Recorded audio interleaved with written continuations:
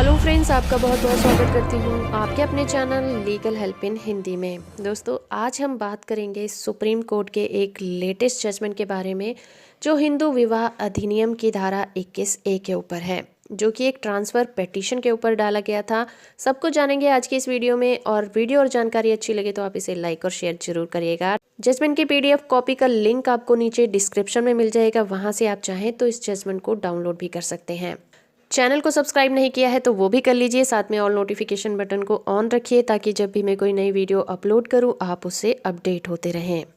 तो दोस्तों, supreme court ने आज के इस जजमेंट में हमें ये समझाया कि विवाह अधिनियम की धारा 21A के तहत याचिका को ट्रांसफर करने की शक्ति को कब प्रयोग किया जा सकता है। तो इस जजमेंट के अंदर हिंदू विवाह अधिनियम की धारा 21A, जुडिशियल सेपरेशन सेक्शन 10 और तलाक की मांग की धारा 13 और इसके अलावा नागरिक प्रक्रिया संहिता की धारा 25(1) के बारे में बात की गई है।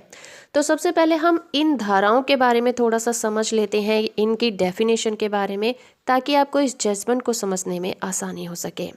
तो सबसे पहले मैं आपको बताऊंगी कि हिंदू विवाह अधिनियम की धारा 21A क्या कहती है। इस धारा के तहत याचिकाओं को ट्रांसफर करने की शक्ति कोर्ट को प्रदान की गई है। धारा 21A एक नया प्रोविजन है जो कि विवाह कानून संशोधन अधिनियम 1976 के द्वारा जोड़ा गया था। धारा 21A के अनुसार कोर्ट को याचिका दूसरी कोर्ट में ट्रांसफर करने की शक्ति प्रदान की गई है ताकि अलग अलग जगह पर दायर की गई याचिकाओं और केसों से बचा जा सके। अब बात करते हैं धारा 10 के बारे में, जो कि जुडिशियल सेपरेशन यानी कि न्यायिक पृथक्करण के बारे में बात करती है। जब पति और पत्नी को ऐसा लगता है कि वो साथ नहीं रह सकते तो वो धारा 10 के तहत जुडिशियल सेपरेशन के लिए जा सकते हैं। इसके अलावा धारा 13 तलाक की मांग का प्रोविज़न करती है, जिसके कुछ आधार बताए गए हैं। तो चलिए वापस आते हैं अपने जजमेंट की तरफ। आज हम बात कर रहे हैं Shruti Kaushal Bisht versus Kaushal R Bisht case के बारे में। इस केस में जस्टिस वी सुब्रमण्यम ने ये बात साफ कर दी कि न्यायिक संहिता की धारा 25 क्लॉज 1, जो कि सुप्रीम कोर्ट को शक्तियां प्रदान करती है, हिंदू विवाह अधिनियम की धारा 21A उसे नहीं छीन सकती, क्योंकि इस मामले में पति और पत्नी तलाक लेना चाहते हैं, मगर यहाँ पति पुणे में रहता है और पत्नी दिल्ली में रहती है। इसलिए पति ने तलाक की मांग की याचिका को पुणे में दाखिल किया और पत्नी ने वैवाहिक अधिकारों की बहाली के लिए सेक्शन 9 के तहत याचिका को दिल्ली में दायर किया। फिर होता यूं है कि दोनों सुप्रीम कोर्ट पहुंचते हैं ताकि दोनों इस मामले को अपने अपने शहरों में ट्रांसफर करवा सकें। पत्नी ने अपने पक्ष में कहा कि उसके पास इनकम का कोई सोर्स नहीं है, इसलिए याचिका को पुणे से दिल्ली में ट्रांसफ़र कर दिया जाए।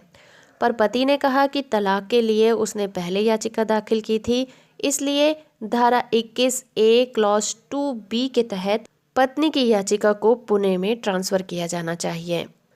तो धारा 21A कहती है कि जब भी कोई जुडिशियल सेपरेशन की डिग्री के लिए या तलाक की डिग्री के लिए प्रार्थना की जाती है और क्लॉज B के अनुसार अगर याचिकाएं अलग अलग शहरों में की गई हैं तो याचिका को उसके शहर में ट्रांसफ़र कर दिया जाएगा जिसने याचिका को पहले दायर किया था। कोर्ट ने इन सभी बातों को ध्यान में रखते हुए कहा कि इस मामले में पति ने पहले याचिका दायर की थी, जो कि तलाक की याचिका है, तो पति का मामला धारा 21A के सब सेक्शन B में फिट बैठता है।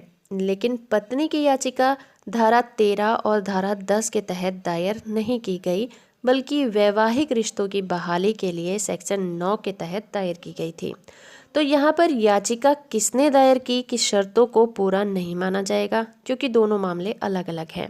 इसलिए कोर्ट ने इस मामले में पत्नी की ट्रांसफ़र याचिका को स्वीकार कर लिया और पति के इस प्रस्ताव को कि वो पत्नी के आने जाने का खर्चा उठाएगा, उसको खारिज कर दिया। तो दोस्तों, ये था सुप्रीम कोर्ट का एक लेटेस्ट जजमेंट हिंदू विवाह अधिनियम की धारा 21A के ऊपर। आई होप कि ये वीडियो आपको पसंद आया होगा। वीडियो अच्छा है तो आप इसे लाइक और शेयर जरूर करिए। चैनल को सब्सक्राइब रखिए ऐसी ही नई नई जानकारियों से अपडेट रहने के लिए।